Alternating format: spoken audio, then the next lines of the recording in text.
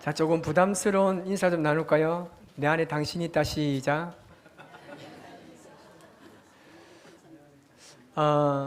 제가 지난번에 책 하나를 소개해 드렸는데요. 이 사람에게 얼마만큼의 땅이 필요한가, 좀 기억나시죠? 제가 말씀을 준비하면서 이 책을 제가 한 번 더 읽어보았는데요. 거기 보니까 제가 저번에 읽었을 때 그냥 지나간 아주 중요한 문구가 안에 있어서 여러분들에게 소개합니다. 이 책에 보면 아주 세 가지 정말 중요한 인생의 궁금증을 가진 사람이 있습니다. 이 황제가요, 어느 날 이런 생각을 하게 됩니다. 어떤 일을 할 때에 가장 알맞은 시간은 어떻게 구별할 수 있는가?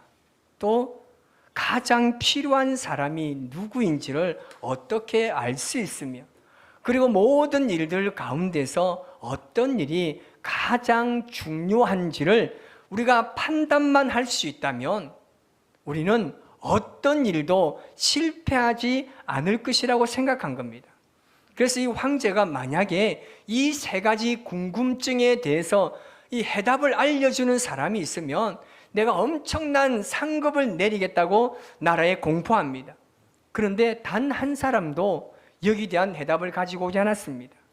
그래서 황제는 그 당시에 현명하기로 명성이 널리 알려져 있는 은자가 사는 숲속으로 향합니다. 하지만 이 은자는 이 일반 평민들만 맞이하기 때문에 이 황제는 왕복을 벗고 평민의 옷을 입습니다. 그리고 자신을 호위하는 호위병도 그대로 두고 혼자서 깊은 산으로 올라갑니다.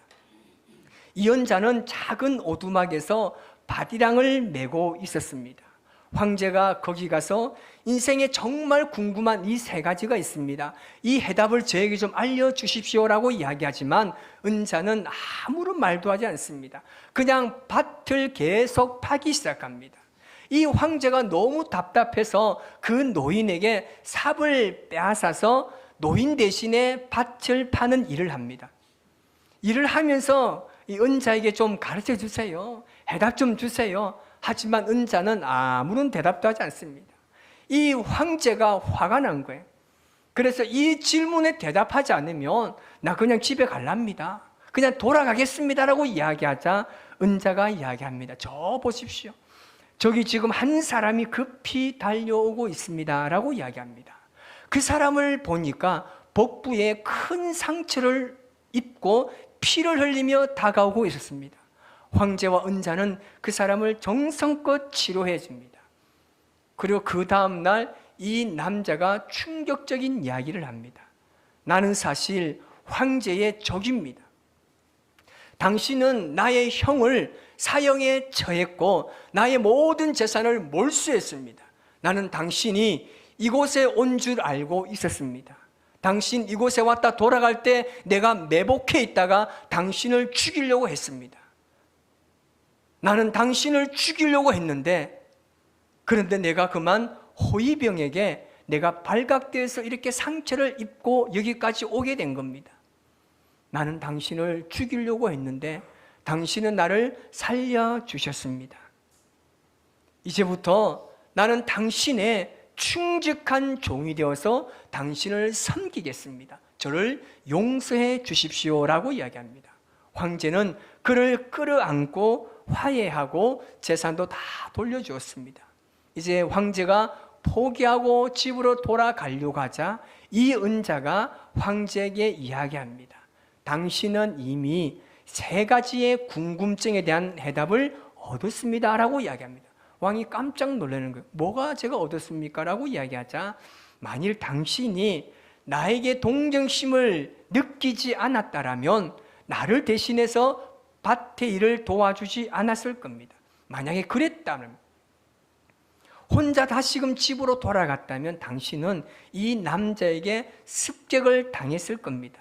따라서 가장 시기적절한 때는 당신이 밭의 일을 도와줄 때이고, 가장 중요한 사람은 나였으며 가장 중요한 일은 나에게 선을 베푼 것입니다 라고 이야기합니다.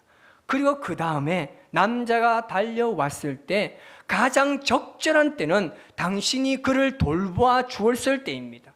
따라서 당신에게 가장 필요한 사람은 그 남자였고, 가장 중요한 일은 당신이 그에게 행한 일입니다 라고 이야기합니다. 그를 반드시 기억하십시오. 가장 중요한 때는 단 하나, 바로 지금입니다. 그 이유는 지금 이 순간만이 우리가 자신을 좌우할 수 있고 통제할 수 있는 유일한 순간이기 때문입니다. 그리고 가장 필요한 사람은 지금 이 순간 당신 옆에 있는 바로 그 사람입니다. 그 이유는 또 다른 사람과 인연을 맺게 될지 인연을 맺지 않을지 아무도 모르기 때문에 지금 옆에 있는 그 사람이 당신에게 가장 소중한 사람입니다. 또한 가장 중요한 일은 지금 함께 있는 사람에게 선을 행하는 것인데, 인간이 세상에 태어난 이유가 오직 그것 때문입니다 라고 이야기합니다. 황제는 그 이야기를 듣고 마음에 흔쾌하게 흡족하게 다시금 돌아갔습니다. 여러분, 우리가 이 땅에 살아가면서 정말 지금 이 순간만큼 중요한 순간은 없습니다. 그리고 지금 여러분 옆에 앉아 계신 분이 가장 인생의 소중한 사람입니다. 그리고 그 사람이 과연 내가 무엇을 행하고 있는가, 이 또한 가장 중요한 겁니다. 그래서 오늘 여러분 세 분에게 그렇게 인사합시다. 당신이 있어서 행복합니다. 고맙습니다. 감사합니다. 시작. 당신이 있어서 행복합니다. 감사합니다. 고맙습니다. 예, 그 마음 그대로 말로 하면 감사도 안 되고 고마움도 안 되고 행복도 안 됩니다. 한 주간에 여러분 분명히 올해가 가기 전에 분명히 밥 한 끼씩 대접하시기 바랍니다. 꼭 제가 올해 가기 전에 밥 한번 사겠습니다. 시작. 오늘 여러분 집에 가서 일기장에 꼭 기록해 주십시오. 이분이 나에게 밥 사기로 했다. 제가 한 달 전인가요? 제가 이 고린도 이 교회의 여러 가지 문제점에 대해서 말씀을 하면서 이 분쟁으로 인한 분열에 대해서 제가 말씀을 드렸습니다. 분열의 원인은 같은 뜻으로 같은 말을 하지 못해서 자신의 주장을 앞세우면서 마음이 나누어지면서 발생한 사건이었습니다. 오늘은 그들이 그렇다면 과연 살아가면서 무엇을 잊고 살았는지, 진정한 교회됨이 과연 어떤 의미인지 말씀을 통해서 은혜를 나누고자 합니다. 그 첫 번째는요, 우리가 절대 놓치지 않고 잊지 말아야 될 것은 뭐냐면 우리는 한 몸이라는 사실입니다. 여기서 보면 오늘 우리가 말씀을 읽었는데 한 성령, 한 몸, 한 지체라는 말이 계속해서 반복되어집니다. 이 말은 뭐냐면 지금 고린도 교회가 서로가 마음이 나누어지면서 하나가 되지 못하고 있다라는 사실입니다. 이것은 고린도 교회뿐만 아니라 오늘 우리가 살아가는 우리 교회, 한국 교회가 하나 되지 못해서 분열을 일으키는 엄청난 일이 얼마나 많습니까? 여러분, 세상의 중요한 가치 가운데 하나가 뭔지 아십니까? 바로 조화입니다. 한 몸의 울림입니다. 한 몸의 울림은요, 서로 연결된 존재끼리 함께 조화롭게 살아가면서 서로의 필요와 아픔에 공감하고 반응하는 것을 의미합니다. 이 울림은요, 개인의 목소리가 모여서 하나의 소리로 화합되는 것처럼 공동체 안에서 서로 돌봐주면서 하나로 묶는 깊은 연대감을 표현하는 것입니다. 그래서 각 부분이 서로가 서로를 이해하고 배려하며 그로 인해 발생하는 조화로운 소리, 이것을 우리는 공명이라 하지 않습니까? 우리가 오케스트라를 한번 생각해 보시기 바랍니다. 어느 하나의 악기 소리가 너무 커도 안 되고 너무 작아도 안 됩니다. 모든 악기의 소리가 조화롭게 어울려야 제대로 된 아름다운 화음을 이룰 수가 있는 것입니다. 그래야 가장 이상적인 음악을 우리가 감상할 수 있습니다. 이런 교회가 그렇다는 말입니다. 이런 교회는 어떤 곳입니까? 각각 다른 특성들이 충돌되지 않고 기가 막히게 맞추어 돌아가는, 그래서 서로의 결핍을 채워주고 보완해주고 도와주는, 상대방의 장점이 나의 약점을 채워주고 나의 장점이 상대방의 약점을 채워주는 것이 가장 이상적인 교회다움이라는 사실입니다. 그래서 바울은요 이렇게 이야기합니다. 12절 말씀을 같이 읽습니다. 몸은 하나인데 많은 지체가 있고 몸의 지체가 많으나 한 몸인가 같이 그리스도도 그러하니라. 아멘. 이런 교회는 뭐라고 이야기합니까? 그리스도의 몸이라고 이야기합니다. 바울처럼 그리스도가 교회의 몸이라는 것을 생생하게 경험한 사람 누가 있겠습니까? 사도행전 9장 4절 후반절에 보면 이런 말씀이 있습니다. 사울아 사울아 내가 어찌하여 나를 박해하느냐 하시거늘, 이렇게 이야기합니다. 예수님께서 지금 바울이 예수님 믿는 사람들 교회를 박해하러 가는 중에 나타나서 말씀하신 겁니다. 예수님께서 바울에게 성도들을 박해하고 교회를 핍박하는 것은 곧 나를 박해하는 것이라고 말하면서 예수님께서는 자신과 교회를 동일시하셨습니다. 고린도 교회가 이 같은 사실을 잊어버리니까 여러 가지 마음으로 나누어지게 된 것입니다. 이런 바울이요 고린도전서 3장 6절에서 우리를 가르쳐 뭐라고 말씀하신지 아십니까? 우리를요 하나님의 성전이라고 이야기합니다. 우리가 하나님의 성전이래요. 내가 하나님의 교회입니다. 결론적으로 우리는 예수 그리스도와 한 몸을 이루고 있다는 사실입니다. 그리고 그 안에 뭐가 있습니까? 성령이 있습니다. 우리는 오늘 말씀해 보니까 한 성령으로 한 성령을 받아서 한 몸이 되었다고 말씀하고 있습니다.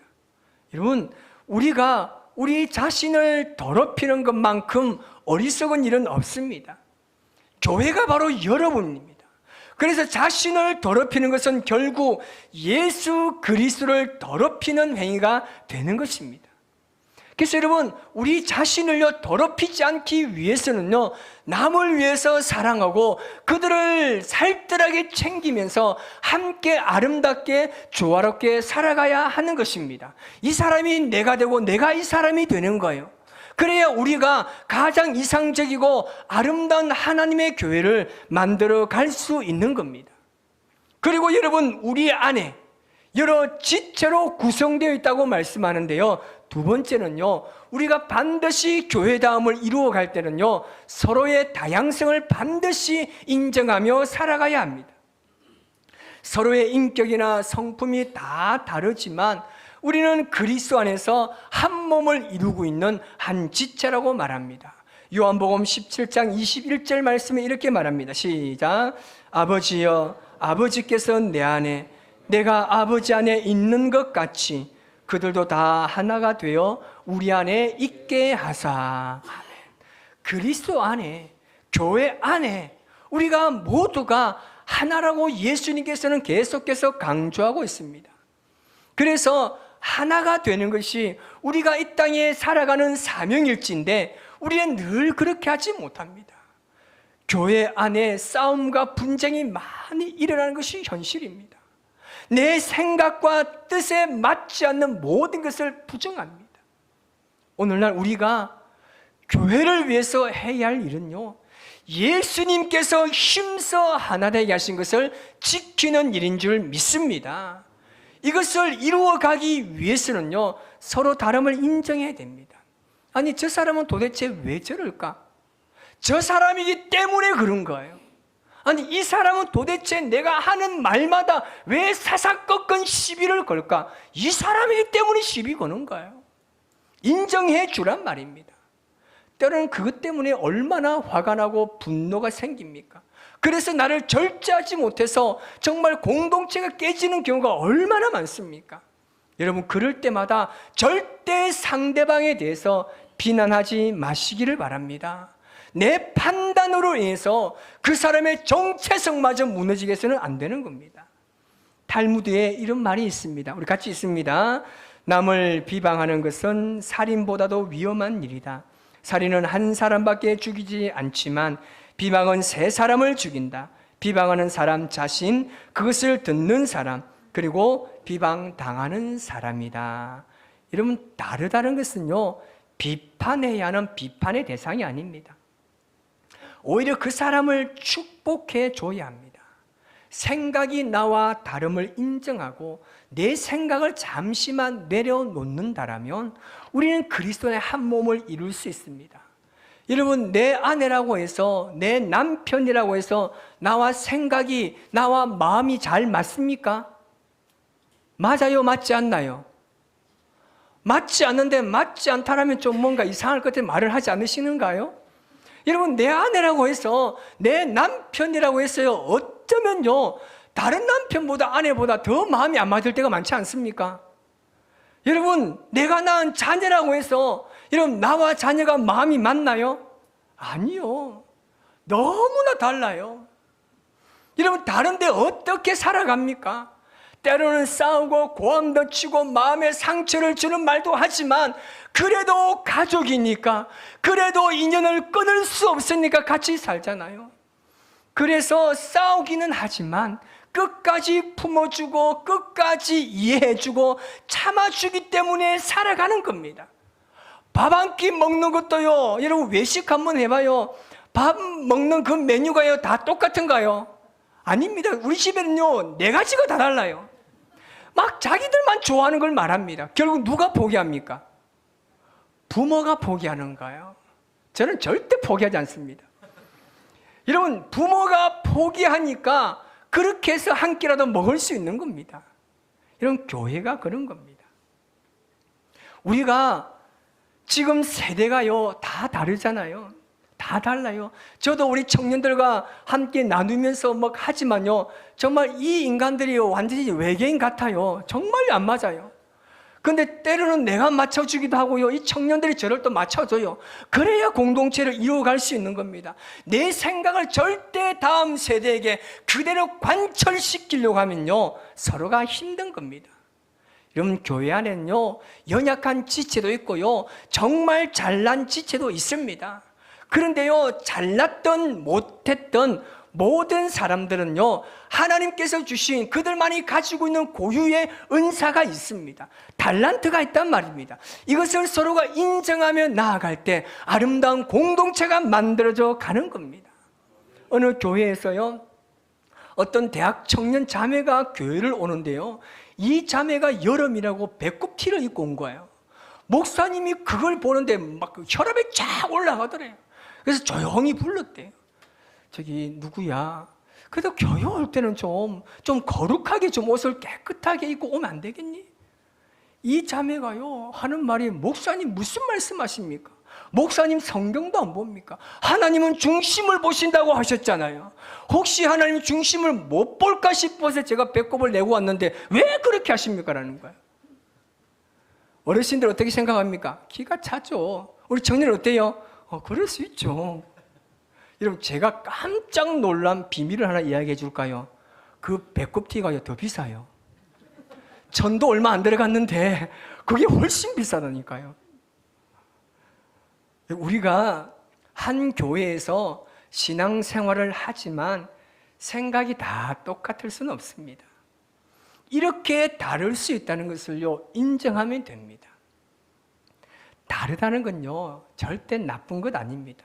오히려요 서로가 서로를 배워가야 할 가치가 있다는 것을 의미합니다. 오히려 더 성장할 수 있다는 기대가 생기는 겁니다. 그래서 여러분, 기독교의 핵심은 뭡니까? 바로 자기 변화입니다. 내 생각을 내려놓고 하나님께서 주시는 새로운 지혜와 지식을 향해서 마음의 문을 여는 것, 그리고 하나님께서 주시는 지혜로운 그 지혜로 생각하고 분별하는 능력이 바로 기독교 신앙이 가지고 있는 축복의 역사입니다.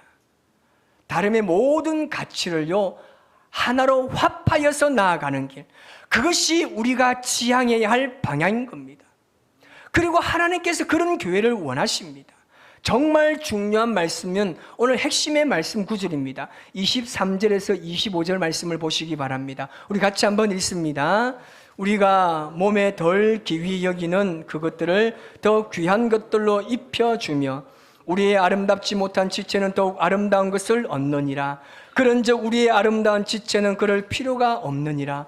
오직 하나님이 몸을 고르게 하여 부족한 지체에게 귀중함을 더하사 몸 가운데서 분쟁이 없고 오직 여러 지체가 서로 같이 돌보게 하셨느니라. 아멘.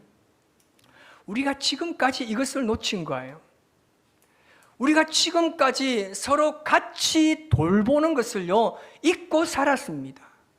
시대가 변하면서 너무나 자연스럽게 어느 순간에 서로를 돌아보는 이 형태가 사라진 겁니다. 이것이 진정한 교회의 아름다움 일치인데 우리는 이것을 상실한 채 살아왔습니다. 우리는 보통 보면요, 이 다른 사람에게 내가 상처를 받으면 늘 그 상처만 생각합니다. 내가 나의 말과 나의 행동으로 다른 사람에게 상처를 줄 수 있다는 것은요 전혀 생각하지 않습니다. 여러분, 내가 누군가로부터 상처를 받았다라면 누군가는 나를 통해서 상처를 받을 수 있다는 것을요 반드시 기억해야 합니다. 그래서 우리가 교회를 사랑한다는 것은 뭐냐면요, 서로 같이 돌아보는 거예요. 서로 같이 돌아보기 위해서 가장 필요한 것이 무엇일까요? 겸손입니다. 겸손함으로 서로 돌아봐야 하는 겁니다. 이런 교회가 하나님께서 원하시는 교회의 모습입니다.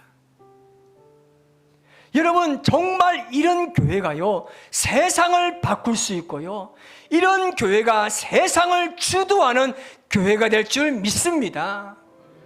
여러분, 어떤 교회가 진짜 교회입니까? 우리 그렇지 않습니까? 하나님께서 원하시는 교회를 만들어가기를 원합니다. 주님 원하시는 교회가 과연 어떤 교회입니까? 기도하지 않습니까?